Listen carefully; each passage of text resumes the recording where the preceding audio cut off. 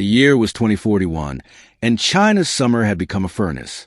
The heat index in parts of the mainland had crossed 46 degrees Celsius, plus 115 degrees Fahrenheit.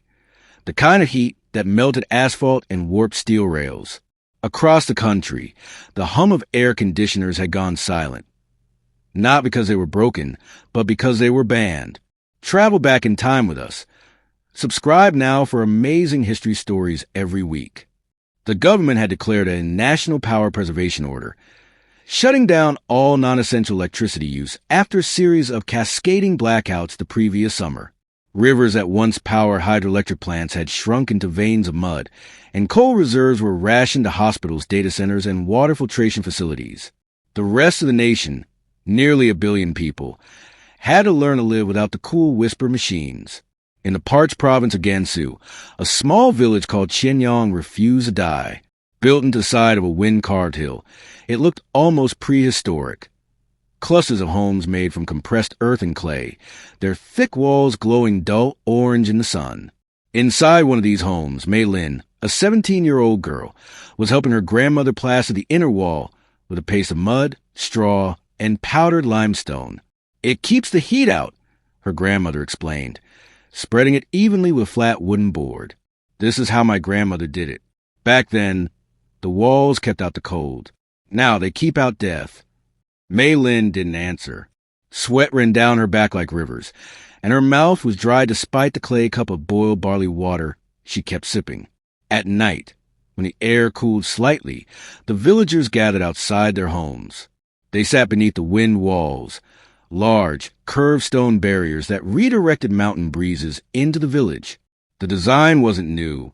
Archaeologists have found similar systems in ancient Persian wind catchers and Tang Dynasty desert forts.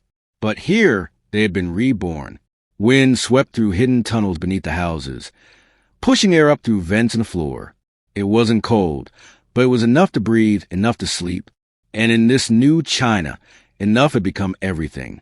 In Shanghai, where skyscrapers turned into vertical ovens by noon, the city planners had gone mad with mirrors. The streets shimmer with sheets of high-reflective aluminum glass, angled to bounce sunlight back into the sky. Rooftops gleamed white, coated with material called lotus film, inspired by the self-cleaning lotus leaf. Every building that once drank electricity for cooling now reflected the sun away, a city wrapped in light armor. But the real innovation lay beneath the streets. Beneath the shimmering towers ran a network of cool tunnels, massive subterranean corridors cooled by evaporative mist channels. The system was a brainchild of Dr. Yuan Tao, an urban engineer who had studied ancient Chinese water gardens. He realized that mist, guided through carved stone ducts and shaded by clay, could lower the temperature by several degrees without electricity. He called it the sky below. Now, by day, thousands of people descended into those tunnels, markets, cafes, even classrooms. Artificial waterfalls trickled through stone walls. The sound of water, recycled endlessly through solar pumps, created the illusion of a river underground. A boy once said, "It feels like living in a cloud." Dr. Yuan smiled. That's the idea. But even this oasis had limits. Outside, temperatures were rising still. The air shimmered with invisible waves of heat. Birds flew no higher than a few meters before retreating to shaded ruins. Shanghai had become a mirror world, bright, blinding, and barely survivable. Far to the west, near Dunhuang, a group of university students called themselves the Desert Architects. They were scientists, farmers, and dreamers who believed that the key to survival wasn't in fighting heat, but in growing with it. They studied the desert plants that refused to die, jujube trees, sand cacti, saltbush. From them, they designed bio-buildings, homes whose walls were alive. Each house was made of hollow bamboo frames filled with living mycelium, a fungus that grew in the dark and absorbed heat like a sponge. The outer layer was coated in photosynthetic paint, turning sunlight into a small amount of energy for water pumps and fans. "Every wall breathes," said Liang Fei, the group's leader, as he guided visitors through one of their prototypes. "And every breath is cooler than before. During the day, the mycelium walls absorb heat. At night, they release it back into the dry air. No electricity, no fuel, only biology and patience. The desert architects began exporting their designs to other regions. Soon, entire neighborhoods in Hebei and Inner Mongolia were growing green roofs, fungus walls, and algae domes that captured carbon and cooled their interiors. It wasn't technology that saved them, it was nature.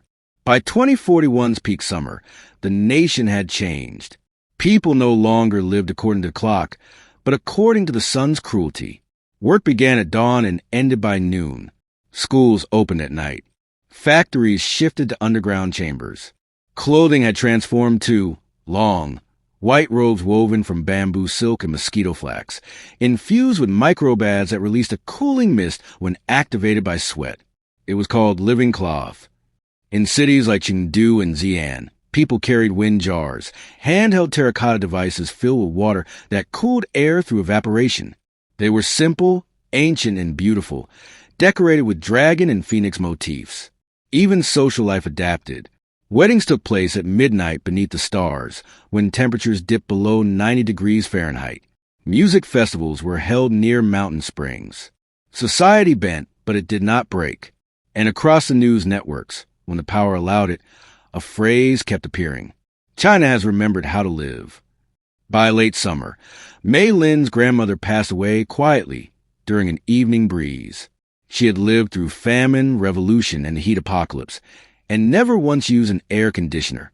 Mei Lin buried her at the edge of the village, where the wind sang through the clay tunnels. She placed a small fan-shaped stone on the grave, carved by her grandmother decades earlier. On it she inscribed, "The earth cools those who listen." Later, she sat beneath the wind wall, watching dust devils twist across the plain. For the first time, she didn't feel angry at the sun. Her village had survived. Shanghai had survived. China had survived. Without air conditioning, they had rediscovered what their ancestors knew, that true cooling doesn't come from machines, but from balance, shadow, water, wind, and wisdom. As the stars rose over the scorched land, Mei Lin whispered to herself, "We were never meant to freeze the world, only to live with it."